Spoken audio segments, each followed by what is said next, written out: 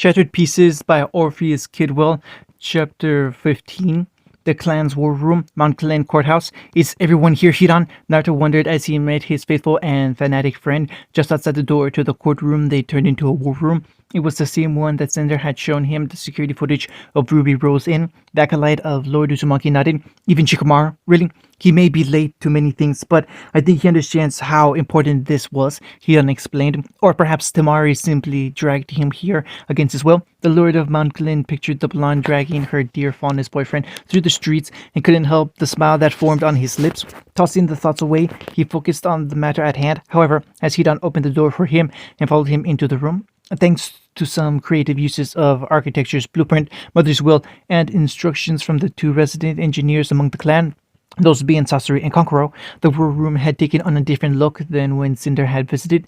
No longer was it simply a single table to seat those gathered, but it had more of a council room aesthetic to it now. Rising above the central chamber, seats looked down upon an open area where the door led in. Naruto walked through this central area and made his way to the end of the room, followed by Hidan, until he came to a seat of steps that led up to the days all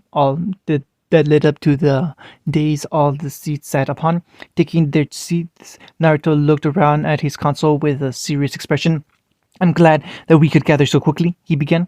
I know that all of you have your own schedules, missions, and jobs to take care of, but I feel that this requires the full undivided attention of the clan council. Yesterday, I had a conversation with the headmaster of Vale's Beacon Academy for huntsmen and huntresses after he barged into our home.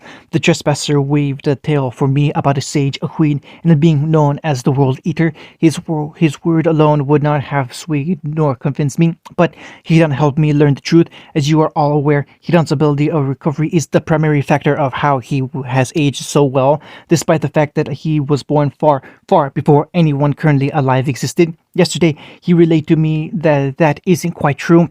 There are others older than him who aren't quite human or faunus.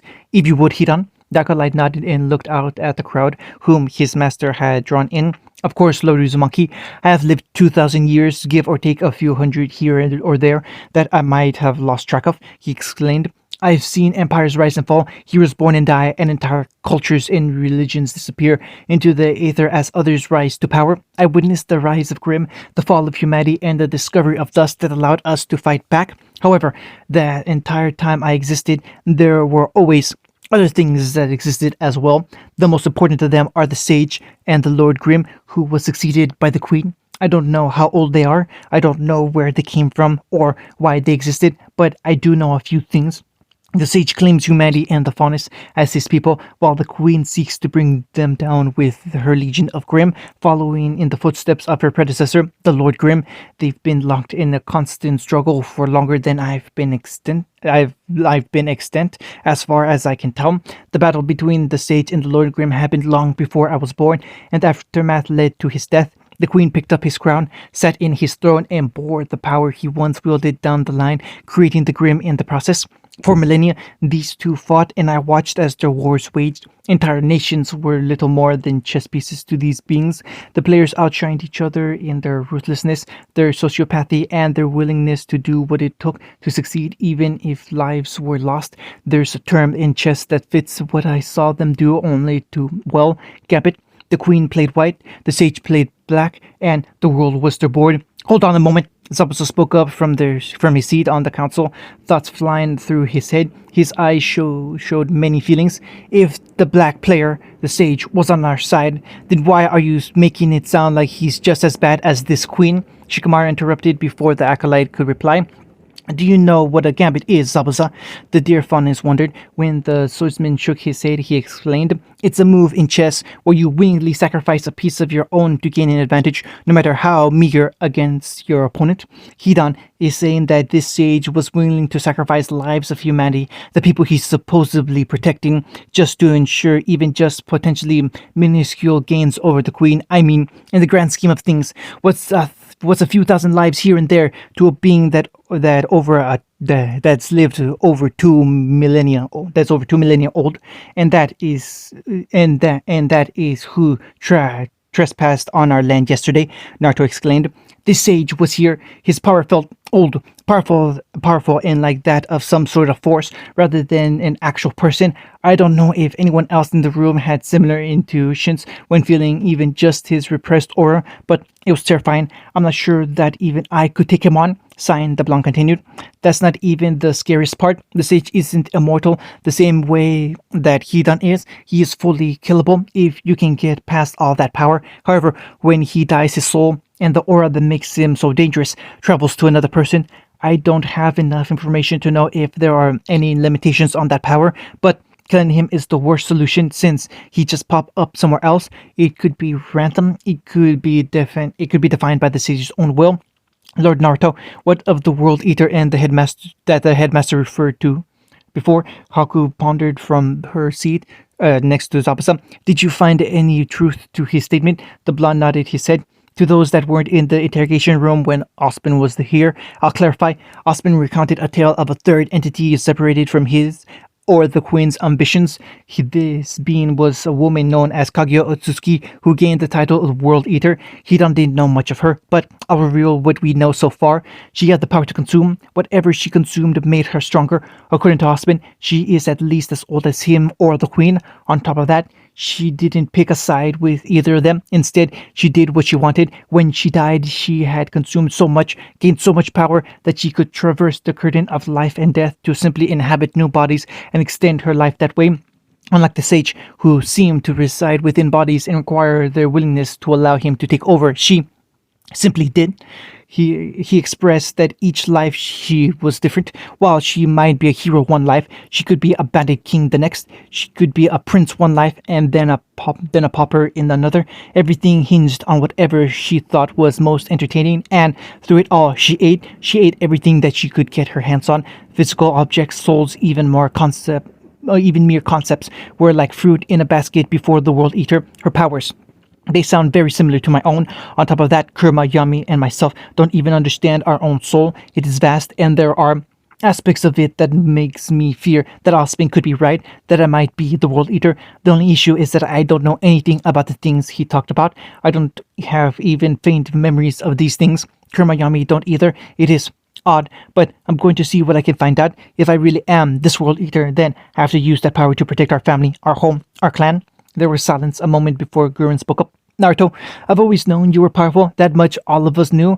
I don't just mean in terms of your ability to kill things. You're a strong fighter, to be sure. You're also a strong leader. You're a strong individual. The clan only exists as it does because of you. We succeeded because you bring us closer. I don't think anyone in this room or in our city, for that matter, would deny you help in figuring out your power and your past. If you really are the latest successor of the Kaguya, what I want to know though is, what are we going to do?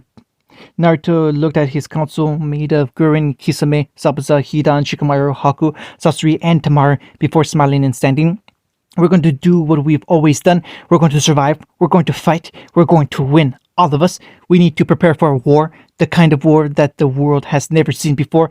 I don't know who our opponents is quite yet, but we're going to be prepared for anything that's thrown our way. I'm going to be assigning everyone objectives in the coming days. Some of you already have yours. Zabuza and Kisame nodded. Some of you will be receiving your orders today or tomorrow.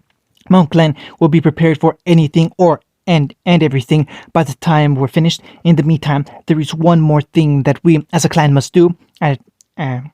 Their questioning glances, Naruto relayed his final revelation. We are going to officially remove ourselves from the White Fang, announce our claim to this city, and gain allies. I've been thinking about it for a long time, and I've already spoken to Adam about it. He will do his best to keep his troops away from our territory so long as we are splitting as a neutral party and offer no threat to the Fang. Today, we are our own people and no longer the Fang soldiers to be done with as they wish. End of chapter 15. Shattered Pieces by Orpheus Kidwell, Chapter 16, Mount Glen Public Library 2 weeks later. I'm glad you could make it. Welcome to Mount Glen. I don't know if you've probably met each other. Dawson here is the mayor of Tide Spring. Shizuka is the chosen representative from Spring Valley. Shibuki is the acting chief of Nubis Village. I, of course, am Lord Naruto Uzumaki of Mount Glen. To my left here is Gurin, and to the right is Zabuza, my diplomat and military advisors. I hope that today's meetings will be beneficial to all of us. Just what is this meeting for? Shizuka wondered. The woman appeared to be in her early 20s and had a ponytail of black hair, a pair of jade eyes, and wore a very conservative blouse and skirt, though seemed to be uncomfortable in the attire. If Haku's report was correct, she was a skilled warrior, for not a diplomat, and must not like being outside of her battle outfit. If that was so, he was surprised she didn't bring her weapons with her. In this case, it is a preemptive meeting amongst our current allies and trade partners. Subsa explained, Mount Glen is going to be going through some dynamic shifts in the coming days and weeks, and we thought it might be prudent to give all of your settlements heads up. That sounds risky, Shibuki commented nervously. Just what kind of shifts? He was a little younger than Shizuka, with black hair and bangs that didn't quite reach his onyx-colored eyes. He wore a teal high-collared short-sleeved shirt and a pair of gray pants. He just seemed uncomfortable in general.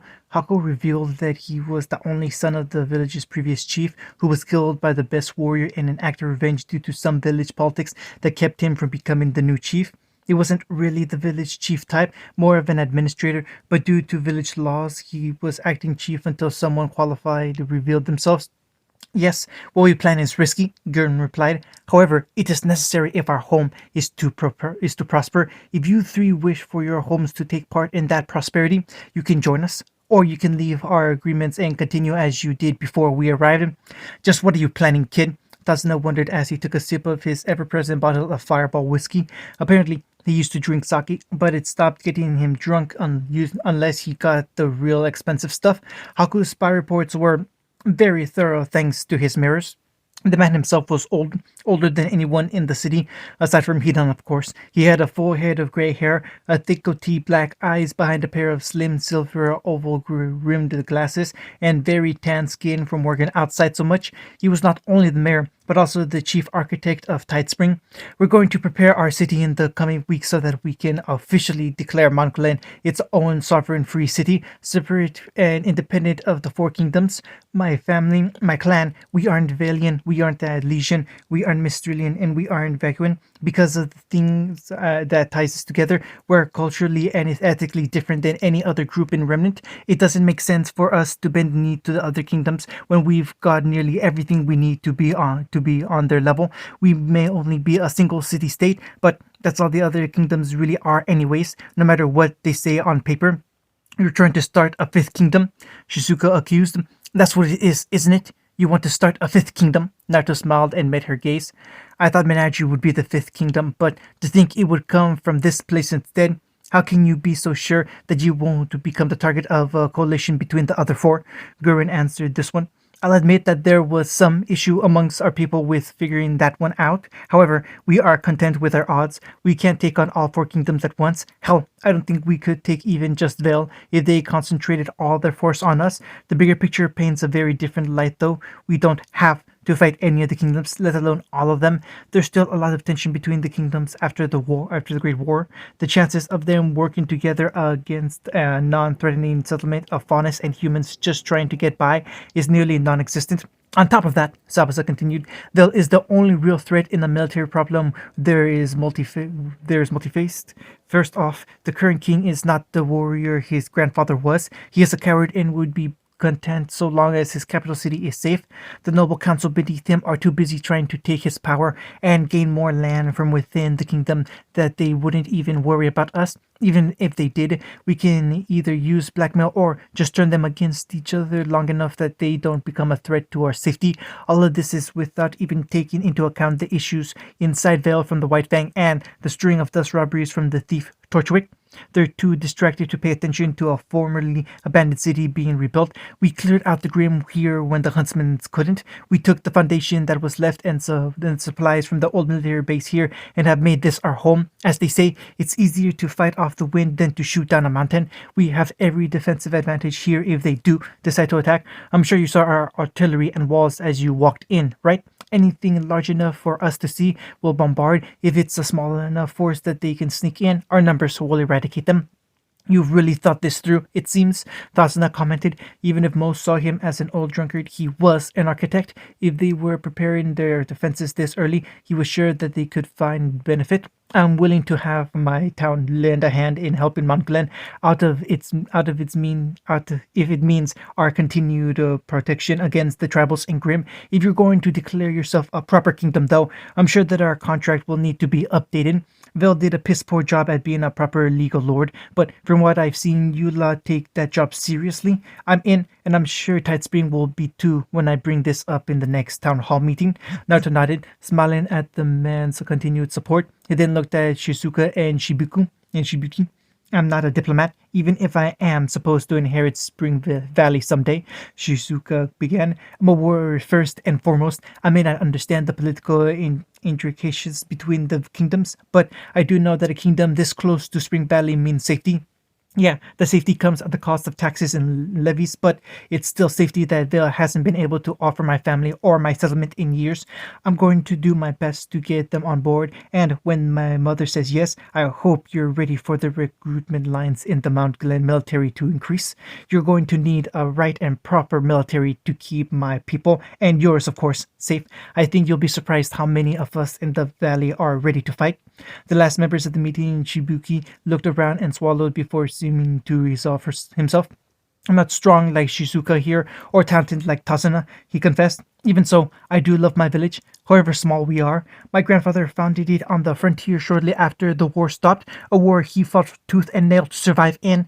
My own father was a warrior as well, the very best in the village. His ability to protect us is what secured his appointment, even if my grandfather and the others on the council claimed it was simply because he was the next in line. That's what secured my position, the words of the first council, but my village still needs protection. If you'll offer the same services you have been so far, then Nubis will become official vassals, just as the other two villages are. Are best left with my father's murderer, and I fear that your protection is the only thing keeping them from coming back. I will still do what I can to repay you for what you're doing, though, if I can. It seems that our competency speaks for itself, Yami stated with a smirk of satisfaction before Naruto took over once again. I'm glad that we can continue our relationships. Our small kingdoms may be nothing more than a simple county right now, but I'd like to see all of us prosper together. Gurin is going to send diplomats out to other settlements that Vale isn't doing a very good job at protection, so we may see our realm grow. We've also got some people in Vacuo, Mistral, and Atlas attempting to secure relations, and hopefully even a defensive pact to keep Vale from trying anything. The king surely doesn't want a second Great War. I'd also like to ask each of you to send an emissary here so that we can ensure that we are moving forward in the same direction, and I'll be doing the same by sending one of my people to each of your settlements. Until we have a proper military, they will be all I can to spare for immediate protection. Though we will continue our regular patrols, I'll also have my people draw up new trade agreements and proper treaties of vassalage so that everyone understands what is expected of them. Heh, kid, anyone ever tell you that you grew up too fast? Dustin wondered as he took another drink. Naruto's mind went to a Blake and Adam, causing him to smile sadly. Yeah, my older siblings say that all the time. I have a family to look after, though. My clan are my responsibility, and I'm going to make sure that nothing gets in the way of their continued happiness and security. And now, consider your village is part of that family. End of chapter 14.